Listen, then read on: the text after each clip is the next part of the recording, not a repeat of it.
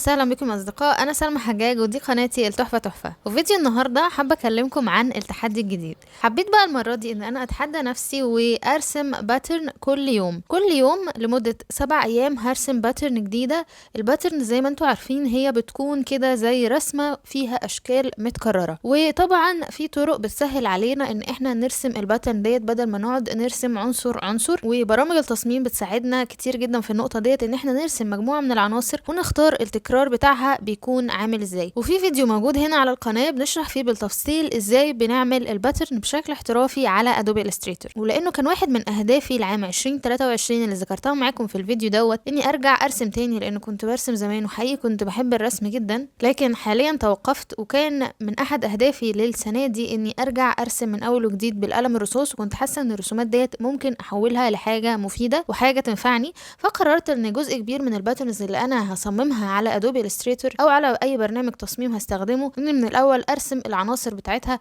بالورقه والقلم، وبعد كده بقى احول الرسومات ديت لرسومات رقميه او رسومات ديجيتال. في الفيديوهات الجايه هتشوفوا كل التفاصيل وازاي الرسمه بتطلع من اول ما بتبقى ورقه كده فاضيه لحد ما ارسم الرسمه بالقلم الرصاص، وبعدين احطها على اللابتوب وابدا ارسمها والونها لحد ما نطلع للمنتج النهائي اللي هو الباترن. حبيت اني اختار موضوع التحدي دوت يكون عن الباترن، لان في الحقيقه الباترن ليها استخدامات كتيره جدا. نقدر ان احنا نستفيد من الباترنز اللي احنا بنصممها، ان احنا مثلا نرفعها على مواقع الطباعه بالطلب المختلفه ونحطها على منتجات كتيره جدا. والمنتجات اللي عليها باترنز ديت حقيقي بتلقى رواج كبير جدا بين الناس وبتحقق مبيعات كويسه. تاني حاجه نقدر ان احنا نبيع التصاميم بتاعتنا، نبيع الباترن فقط.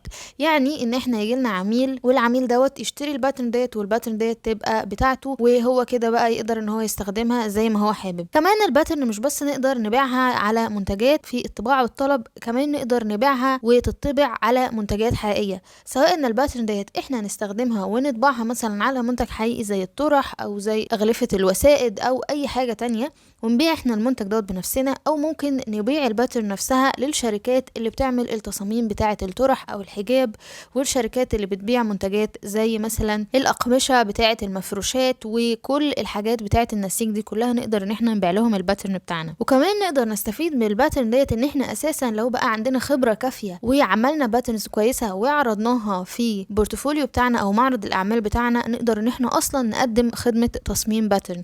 في مصممين او جرافيك ديزاينرز بيكونوا متخصصين فقط في تصميم الباترن، يعني بيجي لهم العميل يطلب منهم ان هو عايز باترن فيها الاشكال الفلانية، او باترن مثلا فيها العناصر ديت، او باترن موضوعها حاجة معينة. كمان لو بقى عندنا خبرة في تصميم الباترن ومع التكرار والتجربة اكتر من مرة، هيبقى عندنا معلومات كويسة جدا عن تصميم الباترن وازاي بنعمله. نقدر مثلا ان احنا نعلم الناس اللي حوالينا ازاي يصمموا باترن، نقدر ان احنا نقدم فيديوهات عن تصميم الباترن، وكمان ممكن حتى توصلوا لدرجة من الاحترافية انكم تعملوا كورس مدفوع عن الباترنز. وبالفعل انا بشوف مصممين جرافيك عاملين كورس كامل مدفوع عن تصميم الباترن من الالف للياء، او زي ما بيقولوا كده من الصفر. وعشان اوريكم قد ايه التحدي دوت هيكون مفيد ليكم، عايزه اقول لكم ان في حسابات او اكونتس كتيره جدا على انستجرام شغاله فقط على رسم الباترن. اصحاب الحسابات ديت هم فنانين بيعملوا التصاميم بتاعتهم وبيعرضوها على حساباتهم بالشكل اللي ظاهر قدامكم دلوقتي دوت كده على الشاشه. كل حد بقى منهم بيكسب من الباترن ديت بطريقه معينه. يعني مثلا في حساب منهم انا شفته بيعرض الباترن وبعدين يقول ان الباترن ديت للبيع وبتتباع لشخص واحد فقط، وبعد كده بيروح معدل الكابشن على شكل الباترن ويقول خلاص ان الباترن ديت بقت سولد اوت او تم بيعها. حسابات اخرى بشوفها بتبيع منتجات عليها الباترنز بتاعتها، يعني هم بنفسهم بيطبعوا الباترن ديت على المنتجات وبعد كده يبيعوا المنتج نفسه. وحسابات اخرى بشوفهم حاطين في الرابط بتاع البايو دوت اللينك بتاع المتجر او الستور بتاعهم، وبكتشف في الاخر ان هو بيكون ستور طباعة بالطلب على مثلا ريد بابل او على مواقع طباعة بالطلب تانية مختلفة وبيبيعوا الباترن ديت.